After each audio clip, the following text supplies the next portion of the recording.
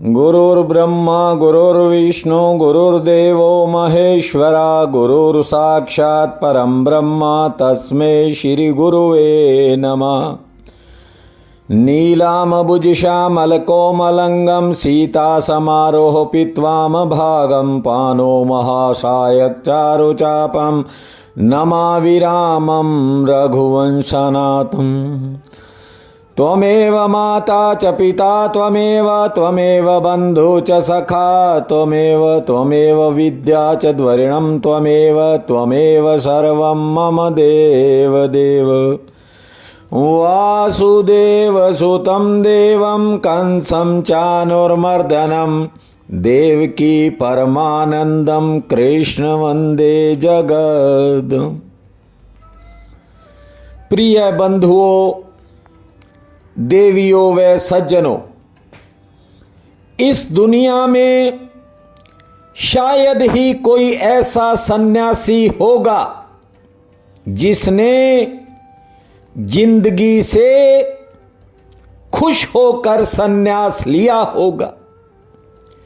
यहां ज्यादातर लोग इसलिए सन्यासी बन जाते हैं क्योंकि जिंदगी की मुश्किलें इतनी बड़ी होती हैं कि वे लड़ ही नहीं पाते।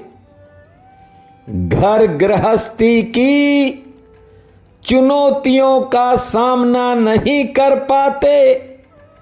और मजे की बात यह भी है कि वस्त्र बदल जाते हैं, वेशभूषा बदल जाती है, लेकिन भीतर कुछ नहीं बदलता। भीतर वही ममता, वही मोह माया घर बनाकर बैठी रहती है। जिसके भीतर बदलाव आ गया वो भले ही घर में रहे और या फिर जंगल में, कोई फर्क नहीं पड़ता। धर्म को ऐसे ही व्यक्ति की जरूरत होती है जो बाहर से नहीं भीतर से बदल गया हो। परमेश्वर ने हम सब पर कृपा की है जो हम श्रीमद् भागवत का श्रवण कर रहे हैं। यहां लोग धर्म को आंसुओं से जोड़ते हैं। यदि आपने भाव से सुना तो भगवान श्री कृष्ण जी की बांसुरी एक दिन आपके भीतर बजने लगेगी। फिर वो सन्यास दुख से नहीं निकलेगा, बल्कि आप एक ऐसा आनंद महसूस करोगे कि आपको खुद पर हंसी आने लगेगी। आप इस माया के रूप को समझने में सक्षम हो जाओगे।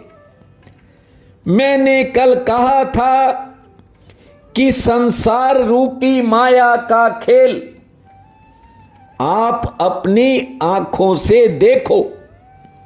देखिए, हर कोई बहुत सी चीजों को देखता है, लेकिन इंसान का दुर्भाग्य क्या है, देखता हुआ भी अनदेखा करते चला जाता है। बच्चे, बूढ़े, जवान, स्त्री, पुरुष हमारे सामने दुनिया छोड़ते हैं। घर परिवार, कारोबार, संपत्ति, जायदाद, कोठी, कारें सब यहीं धरी रह जाती हैं। जाने वाले के कर्मों का यशगान होता है। यहां भी होता है, परलोक में भी होता है। जब कोई बुरे कर्म करके दुनिया से जाता है तो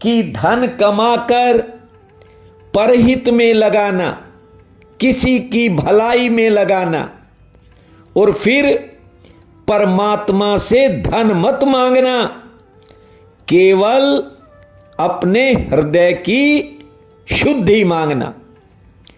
देखिए, इंद्रियों से विषयों का उतना ही सेवन करना चाहिए जिससे केवल ये जीवन चलता रहे। स्वयं की इंद्रियों को तृप्त करने की कोशिश में कभी मत पड़ना, क्योंकि इंद्रियों की तृप्ति आज तक किसी की नहीं हुई। इंद्रियों को आप जितने ज्यादा विषय देते जाओगे, भोगने की इच्छा उतनी ही बढ़ती चली जाएगी। जानते हो, शरीर की समस्त इंद्रियों में आग जलती रहती है और विषय उस आग में घी डालने का काम करते हैं। आप जितने ज्यादा विषय इन इंद्रियों को दिखाओगे, ये आग उतनी ही बढ़ती जाएगी। भागवत का ये श्लोक कहता है कि यदि विषय आपने नहीं दिए तो इंद्रियों की आग अपने आप बुझती भी चली जाएगी। जब भोग की इच्छा मर जाती है, तब अचानक से भक्ति जाग जाती है, और जिसकी भक्ति जाग जाती है उसे प्रभु मिल जाते हैं। जब तक भोगों की लालसा है, तब तक भक्ति मिलना तो दूर, जागेगी भी नहीं, और जब भक्ति नहीं जागेगी तब तक शांति प्राप्त नहीं होगी। ये धर्म, अर्थ और काम से जुड़ी बातें थी जो आज मैंने आपको सरल शब्दों में सुनाई हैं। अब कर्म पर जो भागवत में लिखा है उसे भी आप ध्यान से सुनिए। सूत जी शौनक आदि ऋषियों से कहते हैं कि पूरी जिंदगी कर्म ही मत करते रहना, अपने जीवन में सबसे पहले एक लक्ष्य निर्धारित करो कि यहां तक कर्म करेंगे और फिर छोड़ देंगे। फिर भले ही कितना ही फायदा मिलता हो या दिखता हो, निर्धारित लक्ष्य पर जाकर कर्म छोड़ देना चाहिए, क्योंकि मानव जीवन केवल धन कमाने के लिए ही नहीं मिला है।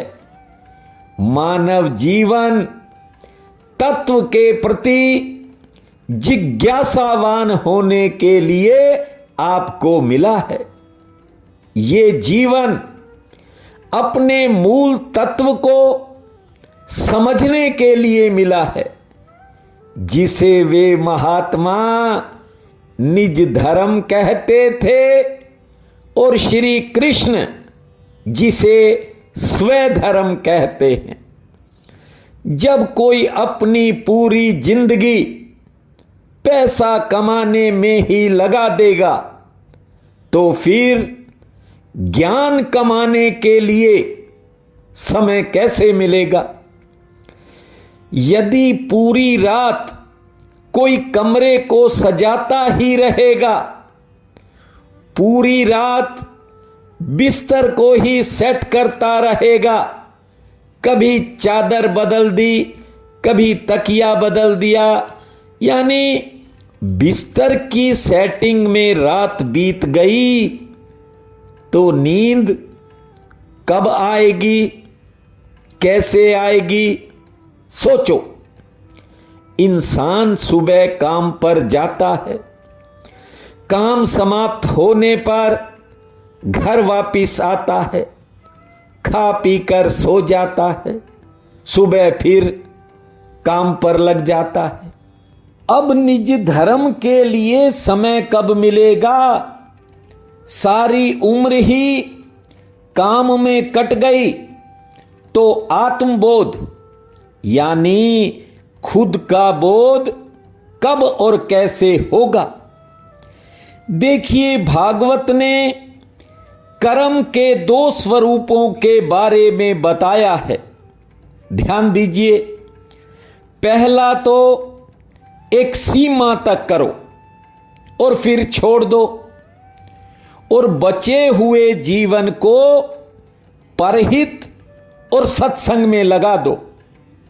दूसरा ये कि कर्म करते रहो और सच्चिदानंद का स्मरण ऐसे बनाए रखो जैसे पनघट से 3-3 घड़े पानी के सिर पर उठाकर लाने वाली महिलाएं चलती भी रहती हैं, आपस में बातें भी करती हैं, इधर उधर आने जाने वालों का भी ख्याल रखती हैं, लेकिन उनका असली ध्यान पूरा समय सिर पर रखे पानी के घड़ों पर रहता है।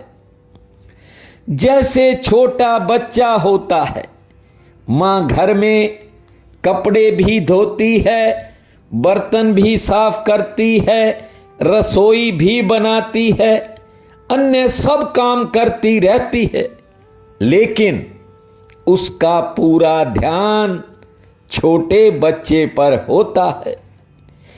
ठीक ऐसे ही कर्म करते समय ठाकुर का स्मरण बना रहना चाहिए।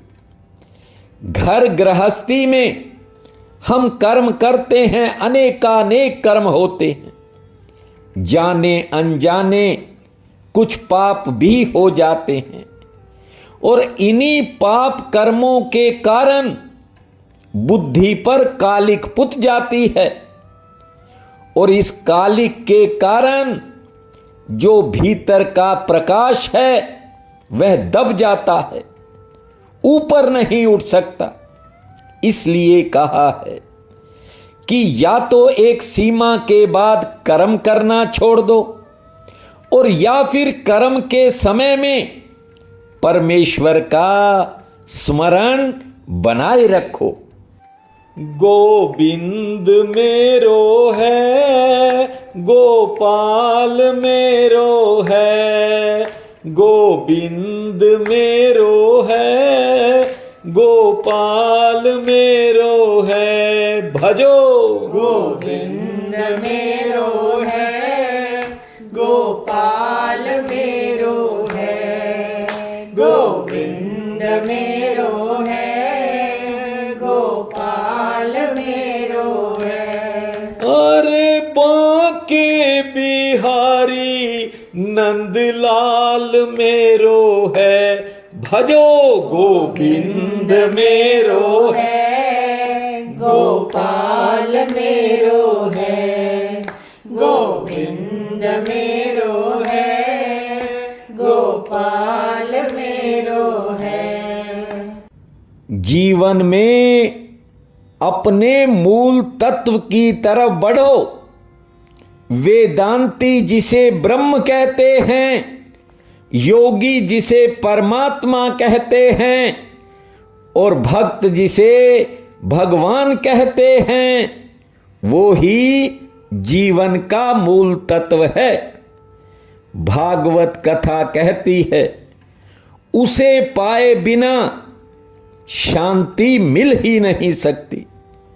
ध्यान से देखो, गंगा की पावन धारा जो गंगोत्री से निकलती है वो लगातार दौड़ती है, ना रुकती है ना थकती है। रास्ते में उसे बहुत तरह की चुनौतियां मिलती हैं, लेकिन वो निरंतर गतिमान रहती है। जानते हो क्यों? क्योंकि जब तक वह गंगा सागर से नहीं मिल जाती तब तक उसे शांति नहीं मिलती। ठीक उसी प्रकार ये प्राणी जब से परमात्मा से बिछड़ा है दिन रात दौड़ता ही चला जा रहा है। आपको बता दूं, ये जीव तब तक दौड़ता ही रहेगा जब तक भगवान को प्राप्त नहीं कर लेगा। ये बात अलग है, ज्यादातर लोग मृत्यु के बाद उससे मिलते हैं और कुछ भक्त जीते जी उनके दर्शन कर लेते हैं। कथा कहती है कि उसे मानव जीवन के द्वारा आसानी से प्राप्त किया जा सकता है। इसीलिए देवता भी मनुष्य योनि को तरसते हैं। 84 लाख शरीरों में बुद्धि और विवेक केवल मनुष्य के पास है, लेकिन ज्यादातर लोग परमात्मा के द्वारा दिए गए इस सुनहरी अवसर को बेकार में गंवा जाते हैं। कभी थोड़ा गौर कर लिया करो, 84 लाख प्रकार के शरीरों में भगवान ने ये जो हाथ हैं दोनों मनुष्य को ही दिए हैं।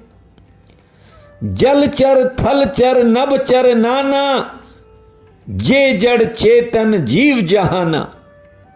पानी में रहें, भले आकाश में उड़ें या फिर पृथ्वी पर चलें, लेकिन इस जहान में हाथ किसी पशु पक्षी या जीव के पास नहीं है। ईश्वर ने हाथ किसी को नहीं दिए, केवल मनुष्य को दिए हैं। ये हाथ किस लिए दिए हैं? इनसे माता पिता की सेवा कर लो। मां बाप नहीं रहे तो हाथ उठाकर उनका स्मरण करो, उनको याद करो।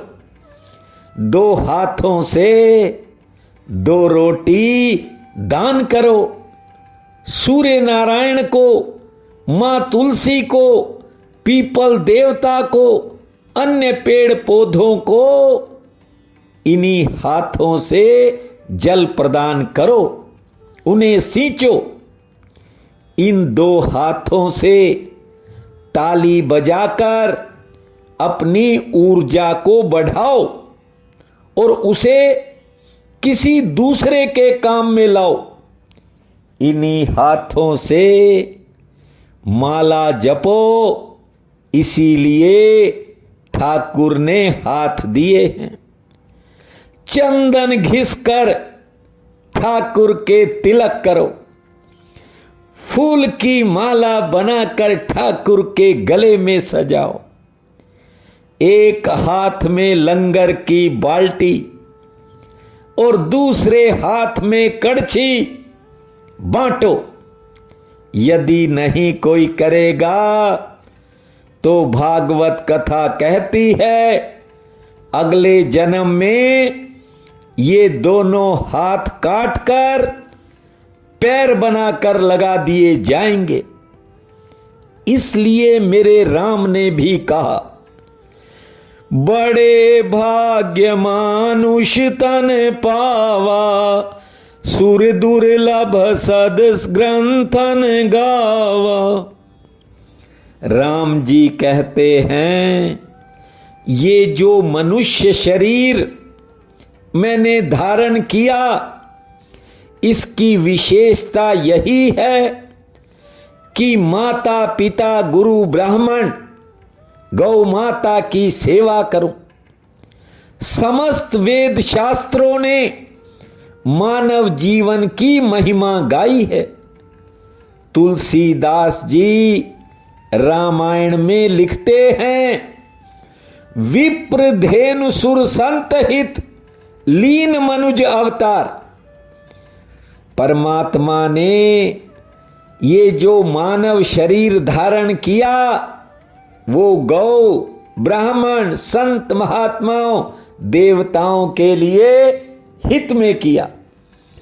नारायण भगवान को इस पृथ्वी पर अवतार क्यों लेना पड़ा? ये मानव शरीर आपको कुछ करके दिखाने के लिए मिला है, इसलिए गवा कर मत चले जाना। कुछ ऐसा करो जिससे आपके यश और कीर्ति का गुणगान सदियों तक होता रहे। सूरदास, रविदास, गुरु नानक देव जी, गुरु गोविंद सिंह जी, कबीरदास, तुलसीदास, मीरा जी सब यहीं हुए। अब देखो सदियां बीत गई, आज भी उनका यशगान होता है। ये मनुष्य शरीर देवताओं को नहीं मिल सकता, क्योंकि स्वर्ग में इतने भोग हैं कि देवताओं के पास भजन का समय ही नहीं है, ख्याल तक में उनके भजन नहीं आता। इसलिए वे मानव जीवन को तरसते रहते हैं और आपको मिला है, गा लीजिए। श्री कृष्ण गोविंद हरे मुरारी, हे नाथ नारायण वासुदेवा। श्री कृष्ण गोविंद हरे मुरारी, हे नाथ नारायण वासुदेवा।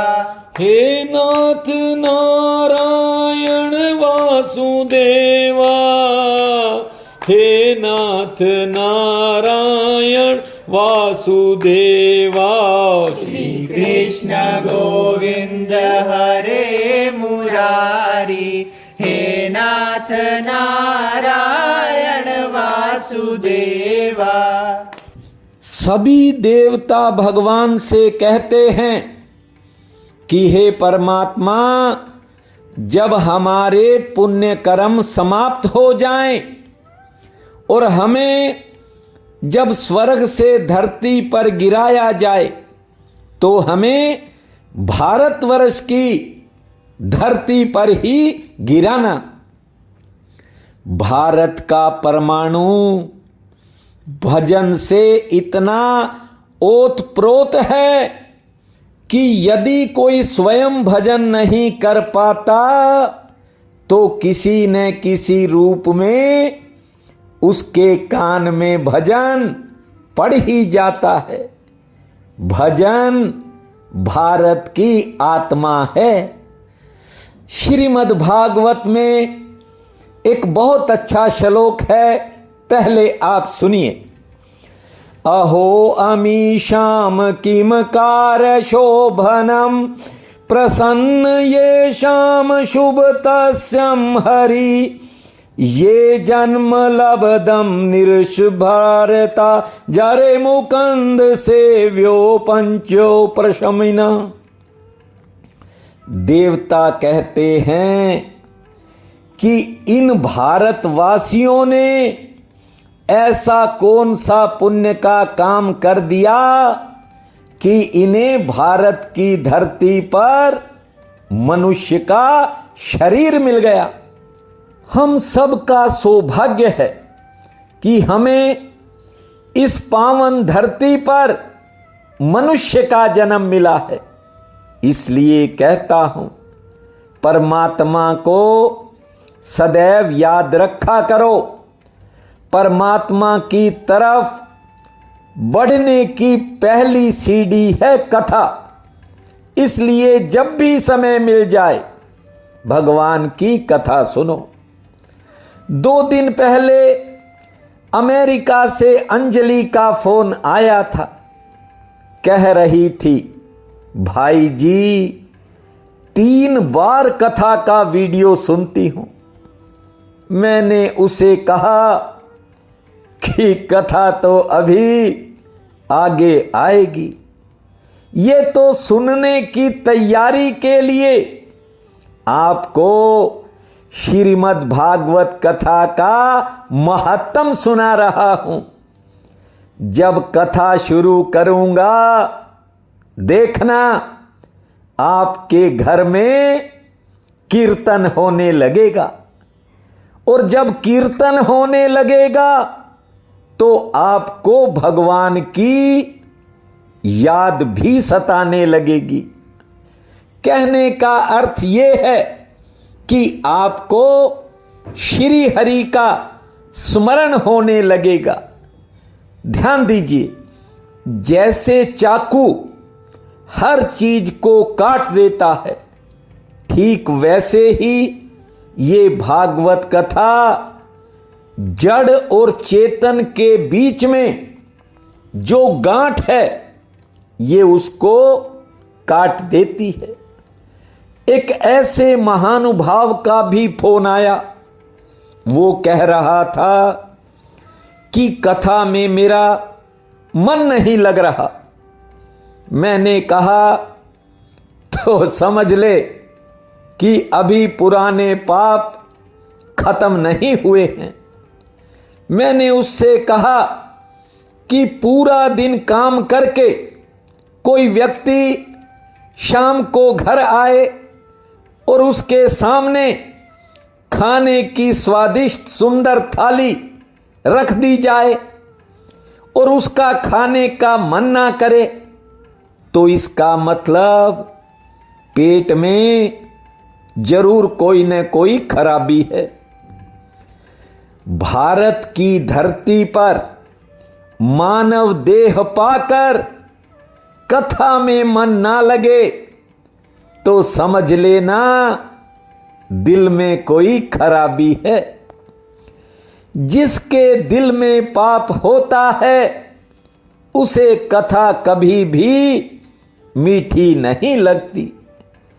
30 साल बाद मैं अपने आप को भाग्यशाली मान रहा हूं जो ईश्वर ने मुझे कथा सुनाने की शक्ति दे दी, वरना आप सब मेरे गले से वाकिफ हो, यह बिना ब्रेक के ही रुकने लगता है।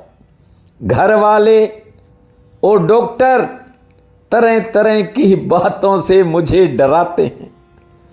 जब कथा सुनने में किसी का मन नहीं लगता तो समझ लो बात कुछ और है, और जब कथा में मन लगने लग जाता है, ध्यान देना बात की तरफ, जिसका मन कथा में लगने लगता है, आपको बता दूं, संसार से मन हटने की शुरुआत हो जाती है।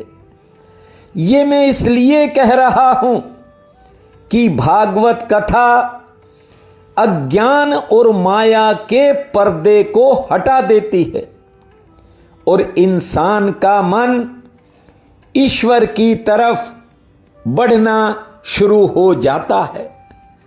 बहन भाई न जाने कहां कहां रहते हैं, इसलिए हर श्लोक का अर्थ साफ शब्दों में, सहज सरल शब्दों में आपको सुना रहा हूं। अब आगे नारायण भगवान के स्वरूप का वर्णन होगा। अवतारों की कथा, प्रभु की लीलाएं। इसलिए पहले आज मेरी इस बात को समझना। मान लो कोई सेठ बड़ी फैक्ट्री लगाता है तो उसे समय समय पर संभालने भी जाता है ना। थोड़े समय बाद उसे जाना ही पड़ता है, यदि कहीं कोई गड़बड़ हो तो सेठ उसे ठीक भी करता है, तरह तरह के सुधार बदलाव भी करता है। ठीक उसी प्रकार परमात्मा ने इस जगत की रचना की है। उसने ये संसार बनाया है और उसे भी समय समय पर अनेक रूप लेकर यहां आना ही पड़ता है। यहां की गड़बड़ियां दूर भी उसे करनी पड़ती हैं। भागवत कथा कहती है भगवान ने 24 अवतार धारण किए, जिनमें से 2 अवतारों का गुणगान ज्यादा होता है। 2 अवतारों की महिमा ज्यादा गाई गई है। 2 अवतार ज्यादा प्रसिद्ध हैं। उन अवतारों का वर्णन तो कल करेंगे, आज उनका स्मरण करते हैं। भगवान के 24 अवतारों की कथा आगे आएंगी। जग में सुंदर हैं 2 नाम, चाहे कृष्ण कहो या राम। बोलो राम राम राम, बोलो राम। ओ जग में सुंदर हैं 2 नाम, चाहे कृष्ण कहो या राम। बोलो राम राम राम, बोलो श्याम श्याम श्याम। ओ जग में सुंदर हैं 2 नाम, चाहे कृष्ण कहो या राम। बोलो राम राम राम, बोलो श्याम श्याम श्याम।